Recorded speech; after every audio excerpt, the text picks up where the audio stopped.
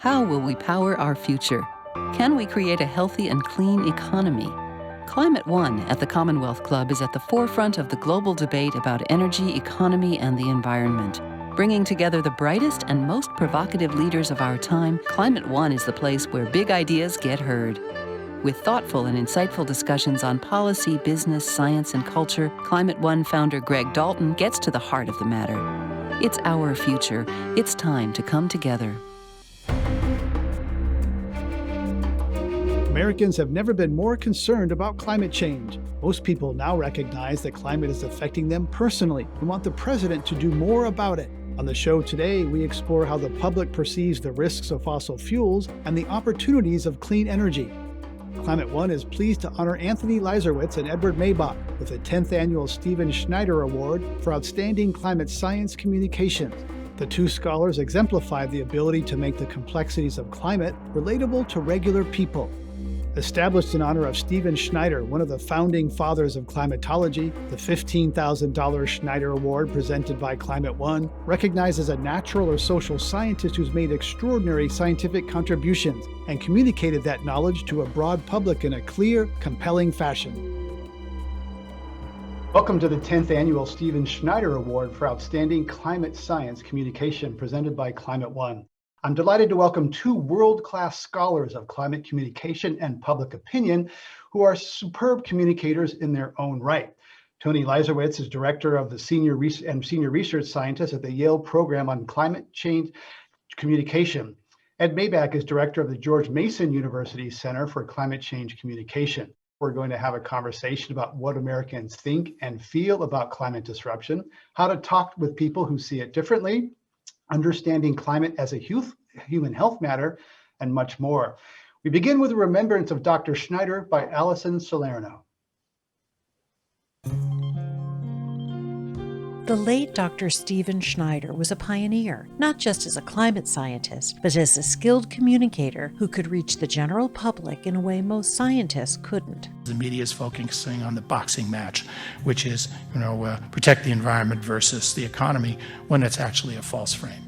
Schneider didn't shy away from controversies and pushed back against traditional expectations that scientists shouldn't be advocates, even for a cause as threatening as climate change. Dr. Jane Lubchenco is a marine biologist and world-renowned environmental scientist. She met Dr. Schneider when the two of them were both awarded MacArthur Genius Grants, and they became fast friends. It often seemed like he felt his mission on Earth was to convert the world. He positively loved engaging with people about climate change. And he was equally adept at making complex science accessible to non-scientists, patiently explaining very tricky bits, but also very skilled at confronting climate deniers, pointing out with great delight their flaws in their logic or their factual errors.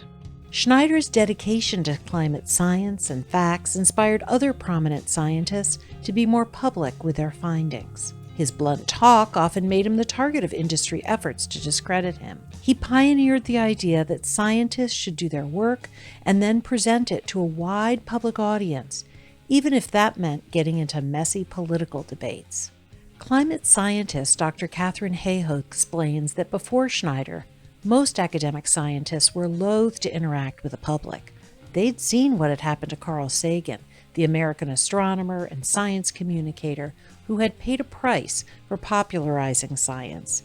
He was never elected to the National Academy, even though his credentials were on par with many who were. Steve was really instrumental in breaking that stereotype. Again, not just for younger scientists who followed in his footsteps like me, but for his peers. Schneider became the first member of the Climate One Advisory Council in 2008, and a year later, he came to Climate One on the day he published his book, aptly named Science as a Contact Sport. He died unexpectedly in the summer of 2010. Following his death, Climate One created the Stephen H. Schneider Award to honor his work and contributions to the field. Hayhoe says Schneider's influence continues to this day. I just think that his legacy is really hard to even encapsulate, because it's like you'd have to survey almost every scientist who does public engagement on climate change in the US and North America and really the world. And if you did that, I feel like you would see this picture of his influence it's like a foundation. It's like it's spread out underneath what hundreds of people are doing today. Underneath those efforts, you have Steve.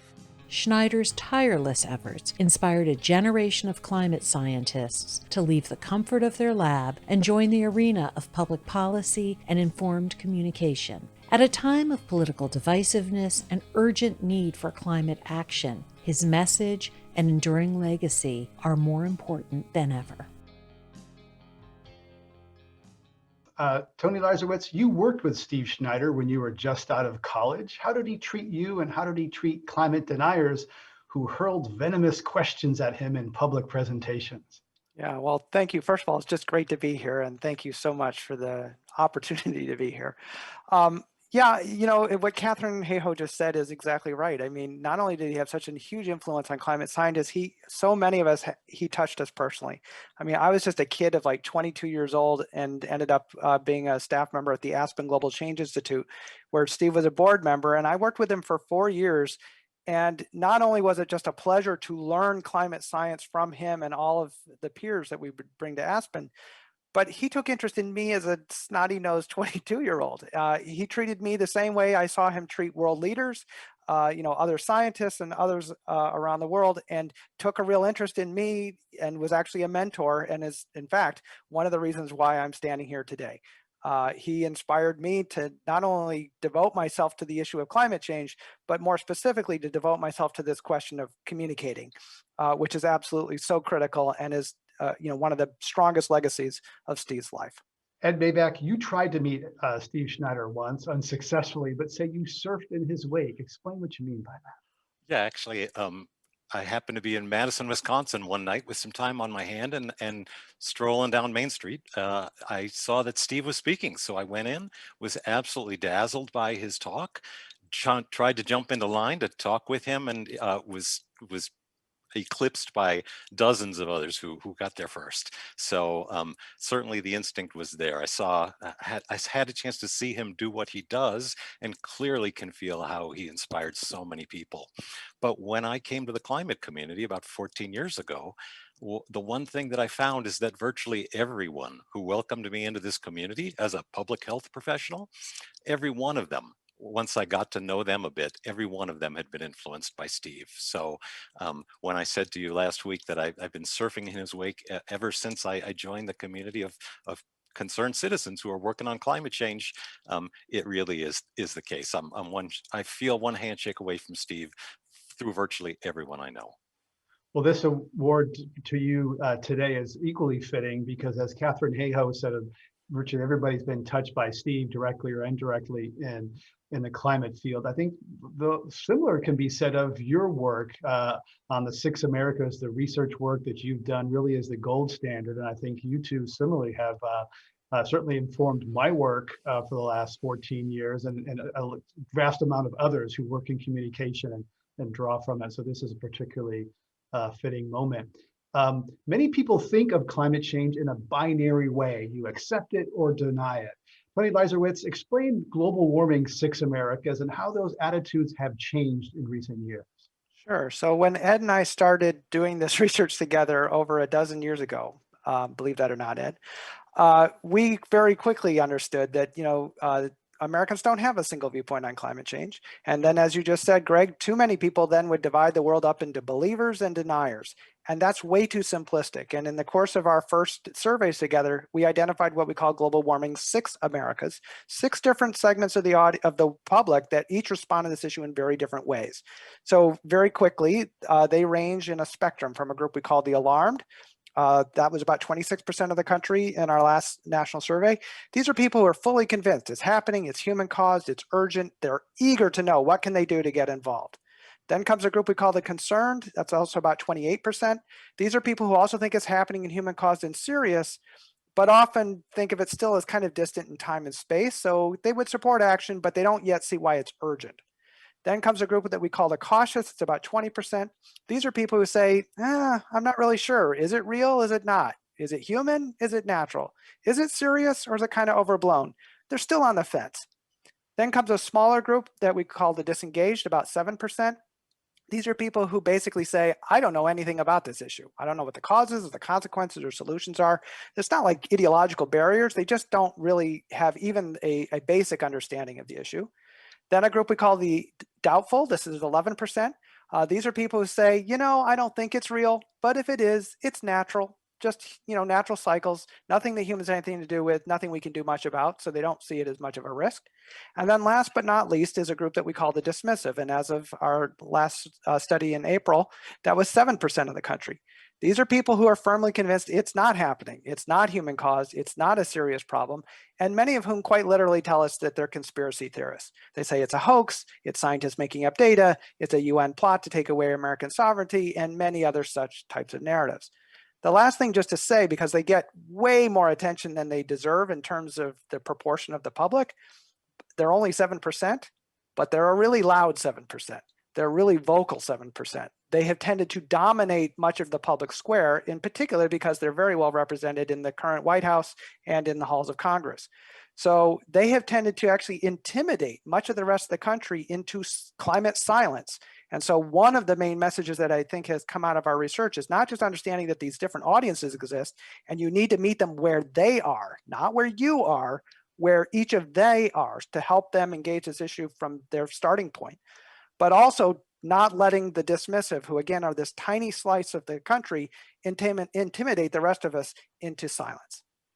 Right, and I hear so many people in conversations, if those deniers would just, flip or change, then everything would kind of, it would open up. It's just, and they definitely get a disproportionate amount of the attention, not only from people in other parts of the categories. Ed Maibach, how has that changed over time? 5 years ago, how many people were alarmed, concerned versus now? Which way are people moving on this spectrum? Yeah, that's the really great part of this story. So 5-6 years ago, the alarmed segment, the doubtful, and the dismissive on the opposite end of the continuum, they were all about 12 or 13% of the public. Over the ensuing 5 or 6 years, there's been this enormous migration of people from the middle of the spectrum, mostly the cautious and the concerned, moving into the alarmed category. So as Tony said, now it's, the alarmed are between a quarter and 30% of the public, that makes them the largest single segment of Americans are, as their name implies, they're alarmed about climate change. They understand we've got a problem, and they're beginning to take actions to align with solutions. And conversely, on the other end of the continuum, the doubtful and dismissive segment, something happened that maybe we might not have anticipated, and that is those two segments contracted. Right now, so we've essentially seen a shrinkage of the members of the dismissive segment by, depending on which wave of the survey we're looking at, which wave of data, by at least a third, if not a half. And that's really remarkable. That's something that I personally wouldn't have predicted, because once people have made up their mind, it's really difficult to change their minds. And most members of that's kind of the sine qua non of being in the dismissive segment. They feel really convinced based on what they have heard, the trusted voices that they listen to. They were convinced that climate change was not a real serious problem. And the term denier is thrown around a lot, and it's a very charged term. When do you use the term denier? Ed Maibach. Yeah, thanks for that question, Greg. I actually use it only in a very special circumstance. I use the term denier because it is so emotionally loaded, and it creates really strong reactions in people. So I reserve that term for people who are paid essentially to sow doubt, create confusion, put out misinformation about climate change. Those people, I think they really have earned the term denier. Conversely, members of the dismissive and the doubtful segment, I don't ever call them deniers because I don't feel that's fair to them. To me, those people are victims. They're victims of a sustained, incredibly well-funded, incredibly disciplined misinformation campaign that's been going on for decades. And even I would suggest that all of us are victims of that misinformation campaign. And when we look at our own thought processes, how we see the issue of climate change, we will all undoubtedly find ideas that were suggested to us by essentially opponents of climate action, people who have used their fiscal and other resources to try to shape the way we think about this issue. Ed Maibach, tell us about Ed Gandy and why he was a pioneer in climate communications. Yeah, Jim Gandy is his name. Jim Gandy. Gentlemen, I'm delighted to say he and I have become very close friends over the past 10 years. 11 years ago now, actually, I put out a call to TV weathercasters around the country, and I asked for a volunteer, somebody who would work with me and my team to report on the local impacts of climate change in their community. And the reason why I wanted to do that is because as Tony and I have both said, most members of the public accept the reality of climate change even 10 years ago, but they see it they tended to see it as a distant problem, distant in space, time, and species. We, in Tony's and my very first survey, we learned something really surprising, which was that the public trusts TV weathercasters as a source of information about global warming. We followed that up with a survey of weathercasters, and we wanted to know, well, would you be interested in teaching people about how global warming is changing conditions in your community?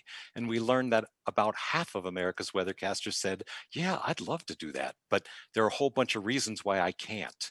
So when I put out that call and Jim Gandy responded to that call, I wanted to work with one weathercaster to see if we couldn't solve those problems, overcome those barriers that were stopping him from educating his viewers about climate change. Jim, at the time, he's now retired. At the time, he was the chief meteorologist at WLTX in Columbia, South Carolina.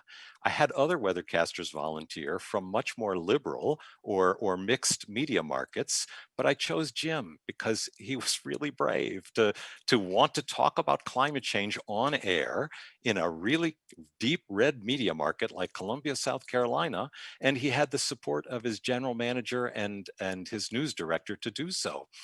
You know, the news business is an economic business. They have to earn viewers, keep viewer loyalty if they want to keep the revenues coming into the station. So they did something really hard, and they did it beautifully. Jim became really the first American TV weathercaster who was consistently going on air talking about human-caused climate change and teaching his viewers about how it's changing conditions in their backyards. And they were rewarded for it rather than losing viewers, rather than being, essentially being harassed into stop doing what they were doing. They actually earned viewers. Over the first couple of years we worked with them, they went from third in the Nielsen ratings in Columbia to first in the Nielsen ratings. And that was a real accomplishment because not only were they doing the right thing, they were being rewarded for doing the right thing. And this is particularly remarkable because it spread, and meteorologists, weathermen and women, were some of the most strident, I don't want to say deniers, but I guess skeptics, because they thought they knew better, or they knew the weather, right? And so they were some of the most skeptical people. And, you know, they're one of the few people in this country that Republicans, conservatives, and liberals watch. They watch local sports, local weather. It's one of the few things we have in common in this country anymore. Yeah, that 10 years ago when we first started this project, weathercasters on average were more skeptical of climate change than was the public. And I mean considerably more skeptical. But over the past 10 years, they have completely changed as a community. They are now almost to a person. They are on board accepting the reality of human-caused climate change. And as of today, almost half of TV weathercasters in America are part of the program that Jim Gandy helped us start. We call it the Climate Matters program. And now, last numbers I saw, we were almost at 1,000 weathercasters who were participating in this program, which really means over the course of 10 years, that community has gone from being skeptical to not only being accepting, but rolling up their sleeves and getting involved in doing what they can do to make sure that people in their community really understand what the what's happening in their community, and to a very real degree, understanding what their options are for responding to it. Your research indicates that hope is on the wane. Explain what's going on there. Well, we can only guess what's going on there, but I think we've all lived through it for the past 4 years. We've lived through an administration who has not only failed to rise to the challenge of climate change, they have run in the wrong direction as fast as they possibly can. So those of us who are concerned about climate change, it makes sense that we are starting to see a decline in the feeling of hope about our future. And the reason why that's important, our research has shown that people who feel more hopeful are more likely to be taking actions, a variety of actions that are likely to be helpful, including the most important action, which, as far as I'm concerned, that is taking political action. And we know that people who are more hopeful, who are keeping their hope alive, are more likely to be taking a variety of different actions that ultimately will help us move towards solutions. I'm hoping that I am hopeful that we are in a moment of a rebirth of hope, morning in America, if you will, in a very different way. Probably the first time we actually will have a federal government who is really going to focus on asking and answering the question, what can we do to promote, to develop climate solutions? What can we do to become a climate-ready nation? Tony Leiserowitz, some people don't like to talk about or avoid talking about climate because it's depressing, but you say that cynicism is more destructive than depression in the climate frame. Explain more about that. Yeah, I will just say personally, I've been doing this work for 30 years, and I've been watching this problem get worse and worse for 30 years. The science has been clear for literally a generation plus of what was going to happen. We've filled in a lot of the details. I mean, there's still need for more science, of course, climate science, but the broad outlines were very clear decades ago. And, it's tough to work in this field and to work on this topic when you see everything that was projected when I was just a young man coming to fruition, and in sometimes the most personal ways. I mean, I had a eureka moment when I was in Aspen one day after one of these really big meetings where I was just up in the mountains trying to relax, and suddenly it hit me that what I had been learning about, for instance, sea level rise, wiping entire island nations off the map, was going to happen right there in the Rocky Mountains of Colorado, where the warming temperatures are going to wipe some of my favorite ecosystems, the Tundra zone, these incredibly tough yet fragile ecosystems right off the top of these mountains. And moreover, it was going to affect the entire landscape and ecosystem around there. And now when I've gone back to Colorado, I see it, the pine bark beetle and the fires and the droughts and so on. I'm living exactly what we were talking about 20 years earlier. I find that, look, if you're in this field, you're probably oscillating from, despair to hope and back and forth, and sometimes within the space of just a couple minutes. And so how do you cope with that grief? When you have that, when you're in those down cycles, do you try to push it away? Or because I think some people that I learned from some of the same psychologists that pushing away that grief only makes it grow, but it's hard to kind of succumb to it because you're afraid it's going to swallow us up. Absolutely. I think it's one of the other forms of climate denial, is not truly letting yourself, as best you can, feel, and you use the word grok, to really understand in your bones what is happening and what's at risk, and what we're losing, literally while we're speaking here right now. I think it's really important to embrace that, to dig deep into it and let yourself fully feel it, and then turn that sadness, that despair, that anger into action. That's the best possible way to deal with that. What worries me, back to your prior question, is the people that have, and I think we live in a increasingly cynical age, and I find that very destructive, because if you adopt the position of the cynic, then suddenly action becomes impossible. Like, nothing's ever going to change because politicians suck, right? Nothing's ever going to change because companies won't ever change. To quote Henry Ford, he once said, those who think they can and those who think they can't are both right. If you don't believe you can make a difference, that's a self-fulfilling prophecy because you won't even try. And I would much rather take that fear, that anger, that despair, and turn it into something constructive and say, I at least did everything I could to make a difference. And Maibach, do you allow yourself to totally give into the grief and, I don't know, curl up in a ball in a fetal position on the floor sometimes? Was that to me? I'm sorry. For Ed, yes. Yeah. Right. I came to this work from the field of public health. I had worked on some really difficult problems, difficult both in terms of public health and in terms of the emotions they bring up, like the HIV epidemic in the late 1980s, for example. That was a really tough problem. And but once I finally really had connected the implications of climate change to public health and human well-being, I could barely bring myself to think about it. It made me so emotional. I don't know that grief was what I was experiencing. I'm not sure that I had given into the belief that this was not a problem, that this was a problem we could manage.